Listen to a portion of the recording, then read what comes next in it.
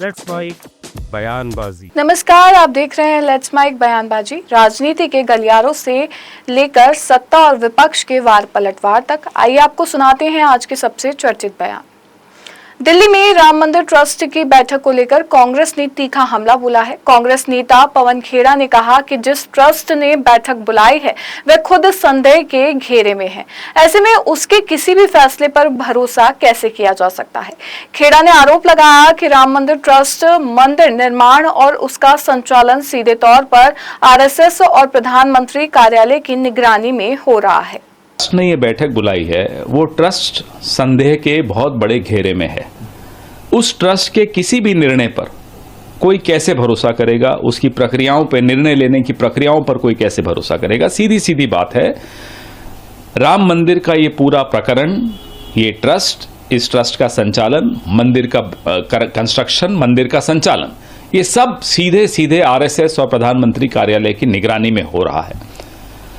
जब उनकी निगरानी में सब कुछ हो रहा है तो जिम्मेदारी से वो कैसे बच सकते हैं। जितनी ये खबरें आ रही हैं धार्मिक स्थलों पर लूट खसोट और डकैती की, इससे एक चीज फिर से साबित होती है कि आरएसएस और भारतीय जनता पार्टी के लिए धर्म एक प्रयोग है, एक साधन है सत्ता हथियाने के लिए और धन लूटने के लिए।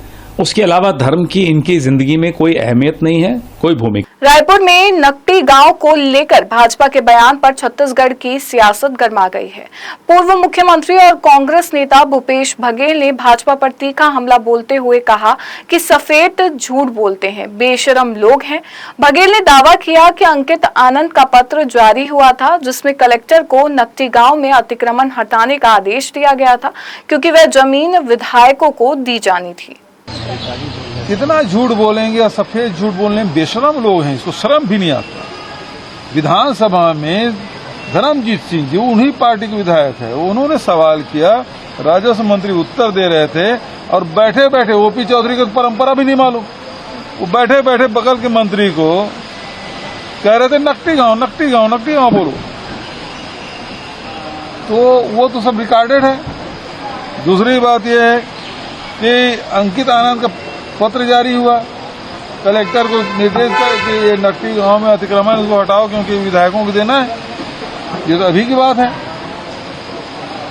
तो ये सब कुछ इनका किया धरा है और उसके बाद अब बेशर्मी का हद तक के जाके ये झूठ बोलते हैं लोग। इनके खून में है, इनके डीएनए में है। इनको ये सिखाया जाता है कि झूठ आंख मिला के बेशर्मी से बोलो। राज्यसभा सांसद सतीश पूनिया ने समानता और राष्ट्र भावना को लेकर बड़ा बयान दिया है।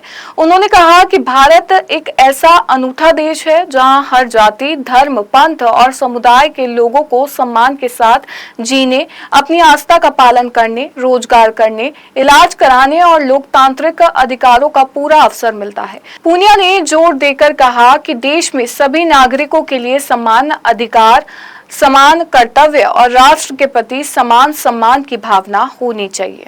इस देश के जाए जो इस देश में खाएं तो इस देश की गाना भी पड़ेगा। कोई भी पैदा हो गया, मेरे ख्याल से दुनिया का अनूठा देश है जहां हर जाति को, पंथ को, मजहब को इबादत की, स्वतंत्र अभिव्यक्ति की, रोजगार की, स्वास्थ्य की, इलाज की, चुनाव लड़ने की, काम करने की, पैदा होने से लेके जीवंत रहने की सारी सहूलियत इज्जत के साथ है। दुनिया का देश है, बाकी देशों में बहुत विग्रह है अलग अलग तरीके से। ऐसे देश में यदि सभी नागरिकों के लिए सड़क पर चलने के कायदे कानून हैं, पढ़ाई के कायदे कानून हैं, बाकी कानून व्यवस्था से जुड़ी हुई चीज़ों के एक कानून है, तो सभी लोगों के लिए जो इस देश के जाए हैं, जो भारत पुत्र कहलाते हैं, इस भूमि पर पैदा हुए, जिनको घुसपैठिया नहीं कह सकते, जिनको दूसरा नाम नहीं दे सकते, तो कम से कम भारत के भूभाग पर किसी तरीके की भिन्नता नहीं हो और इसलिए समान नागरिक संहिता जिसका पालन सब लोग करें, सबका भला है, देश में सुख शांति रहे, लोग रोजी से लेके रोजगार तक उसकी चर्चा करें, देश कैसे तरक्की करे, 2047 में विकसित कैसे हो, उसी का एक सोपान है यूनिफॉर्म सिविल कोड। हरियाणा के केतन में कांग्रेस के एआईसीसी प्रभारी रणदीप सिंह सुरजेवाला ने अयोध्या राम मंदिर के चंदे और जमीन खरीद से जुड़े कथित अनियमितताओं को लेकर सरकार और ट्रस्ट पर निशाना साधा। सुरजेवाला ने आरोप लगाया कि राम भक्तों के चंदे का दुरुपयोग हुआ, जमीन खरीद में बड़े स्तर पर गड़बड़ी हुई और सिंधी समाज द्वारा भेंट की गई 200 चांदी की शिलाओं को लेकर भी सवाल खड़े होते हैं। राम नाम की लूट की तो हमने चर्चा सुनी थी, पर राम के नाम पर डकैती, चोरी और लूट वो भी भगवान श्री राम के मंदिर में अब सामने आ गई है। अलग अलग तरीकों से चढ़ावे में भगवान राम जी के मंदिर को लूटा गया, जमीन खरीद में सैकड़ों हजारों करोड़ में लोगों के, राम भक्तों के द्वारा दिए गए पैसे को लूटा गया, सोने और चांदी की शिलाओं में, आभूषण जड़ित शिलाओं में जो लोगों ने दी थी उनको पिघलाकर भगवान राम के नाम पर लूट मचाई गई, डकैती की गई। यहाँ तक कि रामचरित मानस देश के गृह सचिव ने अपनी माँ के जेवर पिघलाकर सोने की बनाकर राम मंदिर में दी, उसे भी लूट लिया। सिंधी समाज ने 200 के करीब शिलाएं चांदी की दी, उन्हें भी लूट लिया। उत्तर प्रदेश के बलिया में राम मंदिर चंदा चोरी विवाद को लेकर मंत्री ओम प्रकाश राजभर ने सपा प्रमुख अखिलेश यादव पर पलटवार किया है। राजभर ने कहा कि अखिलेश यादव को ये भी बताना चाहिए कि उनकी बिरादरी के टीनू यादव से उनकी कितनी बार बात हुई है। हाँ, तो उनको खुद बताना चाहिए कि उनकी बिरादरी के टीनू यादव नंबर 1 के निकले, टीनू यादव से कितनी बार अखिलेश जी की बात हुई है, इसका भी खुलासा उनको करना चाहिए। राजस्थान में राम मंदिर मुद्दे को लेकर कांग्रेस का विरोध तेज होता दिख रहा है। कांग्रेस नेता प्रताप सिंह खाचरियावास ने कहा कि राम मंदिर मामले पर उनका प्रदर्शन जारी रहेगा और ये लड़ाई रुकने वाली नहीं है। खाचरियावास ने भाजपा पर आस्था से खिलवाड़ और मंदिर निर्माण में पैसों की चोरी के आरोप लगाते हुए इसे हजारों करोड़ों का घोटाला बताया। भारत में सबसे बड़ी प्रॉब्लम ये हो गई कि बीजेपी ने तो पाप की पराकाष्ठा कर दी। बीजेपी के नेता कह रहे हैं 4 बच्चे पैदा करो, मैंने कहा 4 बच्चों की नौकरी की गारंटी दो, पढ़ाई की गारंटी दो, पैसे की गारंटी दो, 8 कर देंगे सनातनी। कमजोर है क्या? लेकिन दो तो सही, कुछ देंगे कुछ नहीं, चंदा हम खा जाएंगे। इसलिए ये हमारी आज से आवाज उठी है, हमारा आंदोलन लगातार जारी रहेगा।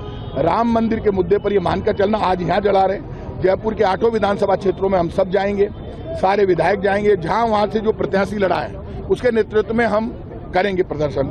शहर कांग्रेस के अध्यक्ष खड़े हैं, राजधानी जयपुर की जिम्मेदारी ज्यादा है, तो हम सब जगह लड़ेंगे। ये मानकर चलना, ये लड़ाई रुकने वाली नहीं है। लड़ाई जयपुर से उठे, दिल्ली से उठे, कहीं से भी उठे, कांग्रेस के कार्यकर्ता सब राहुल गांधी के नेतृत्व में इस चोरी के खिलाफ पूरे देश में लड़ेंगे। लखनऊ में मुख्यमंत्री योगी आदित्यनाथ ने विपक्ष पर निशाना साधते हुए कहा कि जिन तबकों को विपक्ष जाति के नाम पर बांटता था, उन्हें डबल इंजन सरकार ने किसानों और महिलाओं के रूप में अपने साथ जोड़ने का काम किया है। योगी ने कहा कि जब संगठन का शक्ति केंद्र मजबूत होगा तब बंगाल जैसी जीत हासिल करना मुश्किल नहीं होगा। उन्होंने दावा किया कि पश्चिम बंगाल में भाजपा की बहुमत वाली सरकार बनने की संभावना संगठन की मजबूती पर निर्भर करती है। कर रही है और यही तो पीड़ा है इन विपक्षी दलों को। समाजवादी पार्टी, कांग्रेस, इन सब की चिंता यही है कि जिस तबके को ये जाति के नाम पर बांटते थे, वर्ग के आधार पर विभाजित करते थे, वह तबका तो गरीब कल्याणकारी योजना के माध्यम से गरीब को, किसान को, नौजवान को और महिलाओं को डबल इंजन की सरकार ने अपने के साथ जोड़ने का काम किया है, भारत की एकता और अखंडता के लिए, क्योंकि हर भारतीय जनता पार्टी का समर्पण है और उस कार्य को, उस संकल्प को पूरा कर रहा है भारतीय जनता पार्टी के नेतृत्व में डबल इंजन की सरकार। और इसलिए वे विभाजन की अपनी सारी की सारी मेहनत का कहीं ना कहीं ठीकरा अब फोड़ करके भारत की आस्था पर प्रहार करने का कार्य कर रहे हैं।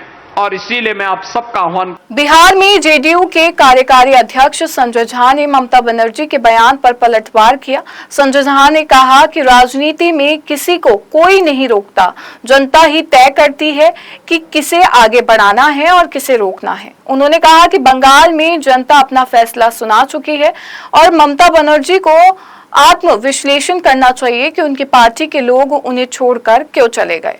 काहे कोई रोकेगा? कोई रोका है उनको आज तक? राजनीति में कोई किसी को रोकता है क्या? जनता ने तय करता है किसको रोका किसको बढ़ाया।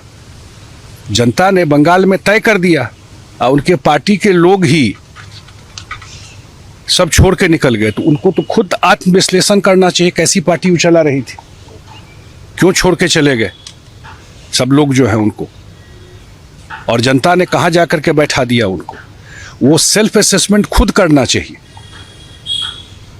ऐसा हाल किसी पार्टी का हुआ है क्या आज तक? चुनाव लोग जीतता है हारता है, तो कैसी पार्टी, वो सिंडिकेट टाइप पार्टी चल रहा था, इसीलिए हाल हुआ। फिलहाल लेट्स माइक बयानबाजी में बस इतना ही। आप बने रहिए लेट्स माइक के साथ। नमस्कार। आप सुन रहे थे let's Mike modern radio. Follow कीजिए हमें हमारे सोशल मीडिया प्लेटफॉर्म्स पर। It's time for news. It's time for Modern Radio. Presenting the first radio news app, Let's Mic. Let's Mic, a news-based app on your phone where you get to watch and listen news, talk shows, interviews, radio show podcasts. On Let's Mic, you get all relevant information of TV, print, radio, podcast, and digital. Let's Mic talks about every segment of life.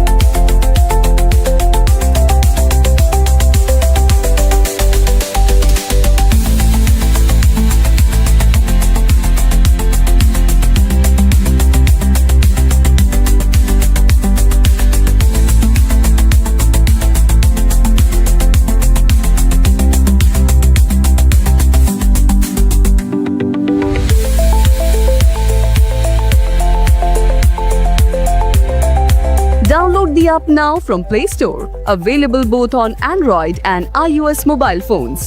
Follow us on YouTube, Instagram, Twitter, LinkedIn, Facebook, Telegram, WhatsApp, Snapchat. Let's talk, let's connect, and let's mic. It's time for news. It's time for Modern Radio. Presenting the first radio news app, Let's Mic. Let's Mic, a news-based app on your phone where you get to watch and listen news, talk shows, interviews, radio show podcasts. On Let's Mic, you get all relevant information of TV, print, radio, podcast, and digital. Let's Mic talks about every segment of life.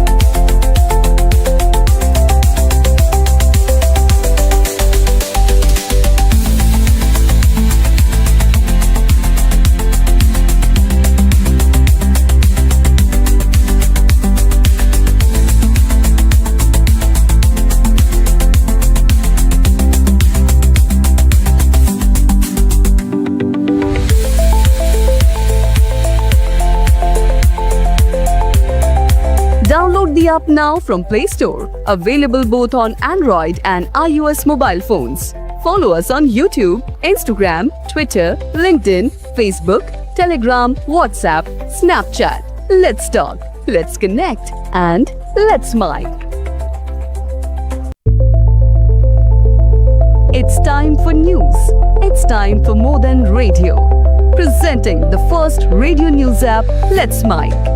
Let's Mic, a news-based app on your phone where you get to watch and listen news, talk shows, interviews, radio show podcasts. On Let's Mic, you get all relevant information of TV, print, radio, podcast, and digital. Let's Mic talks about every segment of life.